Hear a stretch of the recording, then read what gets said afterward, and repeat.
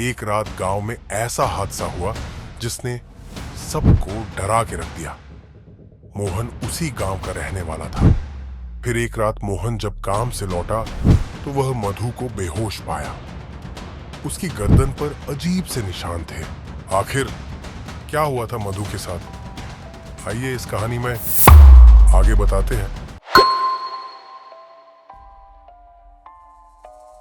कहानी छोटे से गांव माधवपुरा की है, जहां जिंदगी चैनो सुकून में थी, लेकिन इस सुकून के पीछे एक गहरा राज छुपा था।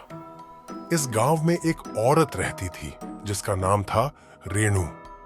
गांव के लोग कहते थे कि वो काला जादू जानती थी। उसके घर के पास अजीब घटनाएं होती थी। रात को बिना किसी वजह वो परछाइयां हिलती ढलती नजर आती। कभी कभी उसके घर के बाहर पेड़ पर चील भी दिखाई देती जो इधर उधर मंडराती हुई नजर आती। एक रात गांव में ऐसा हादसा हुआ जिसने सबको डरा के रख दिया। मोहन उसी गांव का रहने वाला था। अभी नई नई उसकी शादी हुई थी। उसकी बीवी का नाम मधु था।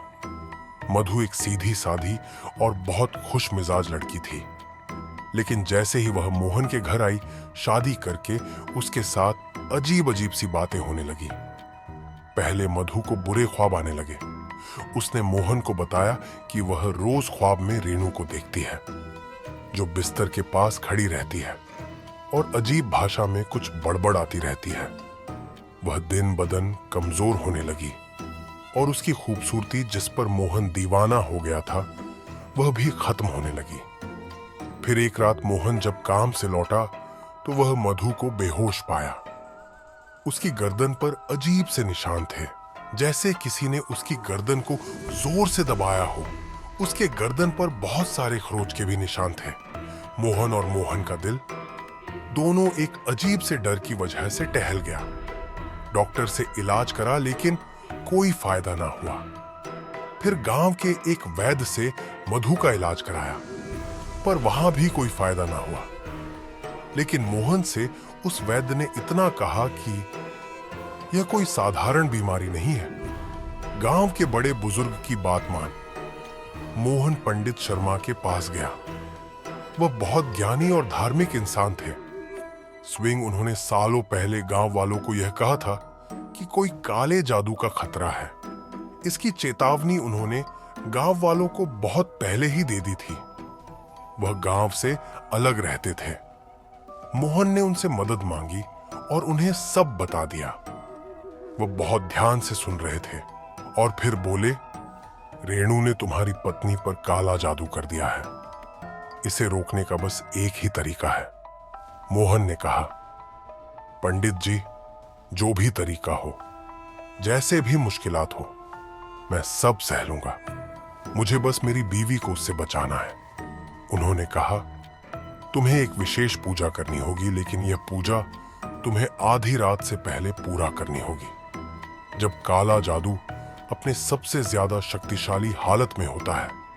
मोहन ने पंडित जी की बताए अनुसार सारी तैयारी की। रात को जब चांद आसमान में गायब हो चुका था और पूरा गांव सो रहा था, तब मोहन ने पूजा शुरू की। मधु बिस्तर पर पड़ी थी। उसकी सांसें धीरे धीरे चल रही थी, जैसे उसकी जिंदगी की डोर टूटने ही वाली हो। जैसे जैसे पूजा के मंत्र पूरे होते गए, हवा में एक अजीब सी ठंडक और डरावना सन्नाटा छा गया। अचानक कमरे की सारे दी बुझ गए और एक काला साया सामने आ खड़ा हुआ। वह कमरे के कोने में खड़ी थी। उसकी आंखें अजीब सी चमक रही थी। उसके होठ बिना आवाज कुछ मंत्र बुदबुदा रहे थे। मोहन का पूरा जिस्म डर से जकड़ गया, क्योंकि उसकी आंखों में जो चमक थी वह किसी भयानक जानवर जैसी थी। और मधु का जिस्म कांपने लगा। उसकी हालत बिगड़ने लगी। मोहन को पता था कि अब देर नहीं हो सकती, वरना बहुत देर हो जाएगी। कांपते हुए हाथों से मोहन ने पंडित जी का दिया हुआ भस्म हवा में उड़ाया और आखिरी मंत्र जोर जोर से कहने लगा। रेणु की परछाई तड़पने लगी। जी, वो परछाई रेणु की थी जो दिया बुझने बाद आई थी। अब रेणु की चीखें हवा में गूंजने लगी। उसकी परछाई धुंधली होकर गायब होने लगी। मधु की सांसें अब सामान्य होने लगी और चेहरे की रौनक और खूबसूरती वापस आने लगी। मोहन ने राहत की सांस ली। अगली सुबह गांव में एक सनसनी खबर फैली। रेणु अपने घर में मरी हुई पाई गई। उसका चेहरा बहुत ही भयानक था और आंखें डर से बहुत अजीब लग रही थी। उसका जिस्म बर्फ जैसे ठंडा था। गांव के लोगों ने कभी रेणु के घर की ओर रुख ना किया। सबने मान लिया कि उस जगह पर कुछ गलत जरूर था और किसी ने भी उस हादसे का जिक्र नहीं किया। लेकिन कहते हैं कि अगर अमावस की रात को रेणु के घर के पास से गुजरो तो आपको हवाओं में उसकी फुसफुसाना देगी, जैसे वह अब काला जादू करने वालों को चेतावनी दे रही हो। बुरे काम का बुरा नतीजा। काला जादू जिसने भी किया उसका भी बहुत बुरा हाल होता है। यह जादू करने वाले और जिस पर किया जाता है दोनों के लिए बहुत ही भयानक होता है, क्योंकि काली विद्या कभी किसी की नहीं होती